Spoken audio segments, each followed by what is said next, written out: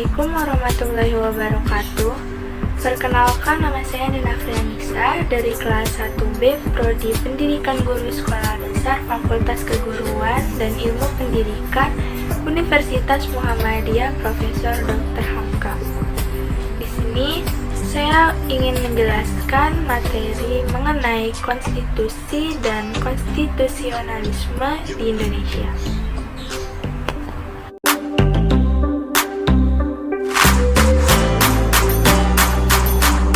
Apa itu konstitusi? Konstitusi adalah hukum dasar yang dijadikan pegangan dalam penyelenggaraan suatu negara. Konstitusi umumnya merujuk pada penjaminan hak kepada warga masyarakatnya.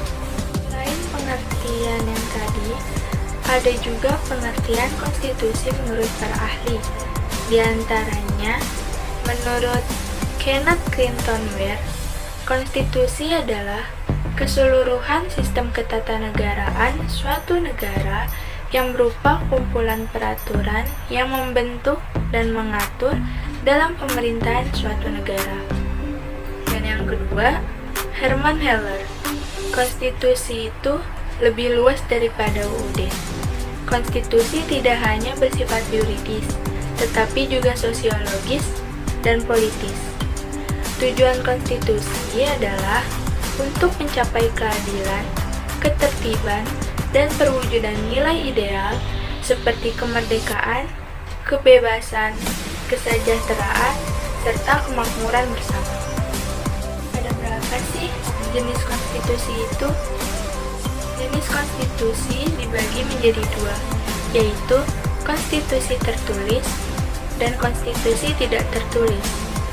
Konstitusi tertulis merupakan aturan-aturan pokok dasar negara, bangunan negara, dan tata negara yang dituliskan dalam suatu naskah. Contohnya, Undang-Undang Dasar 1945 di Indonesia dan juga Constitution Española de 1978 di Spanyol. Sedangkan konstitusi tidak tertulis merupakan ketentuan yang mengatur tata negara, tetapi tidak dalam wujud naskah, melainkan berwujud konvensi atau pemufakatan. Contoh konstitusi tidak tertulis adalah pidato kenegaraan, pidato presiden di awal tahun, dan juga musyawarah. Apa saja sih fungsi dari konstitusi?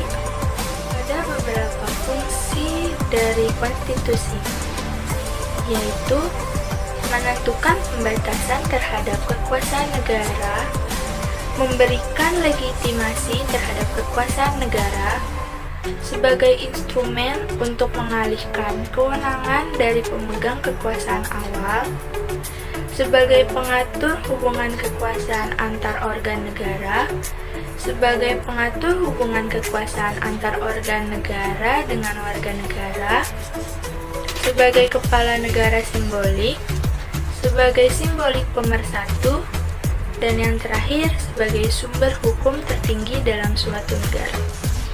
Bagaimana sih karakteristik konstitusi di Indonesia sebelum dan setelah reformasi? Di Indonesia sendiri telah terjadi beberapa fase proses perubahan konstitusi, dimulai dari Undang-Undang Dasar 1945 sebagai konstitusi tertulis merupakan konstitusi yang dituangkan dalam dokumen formal.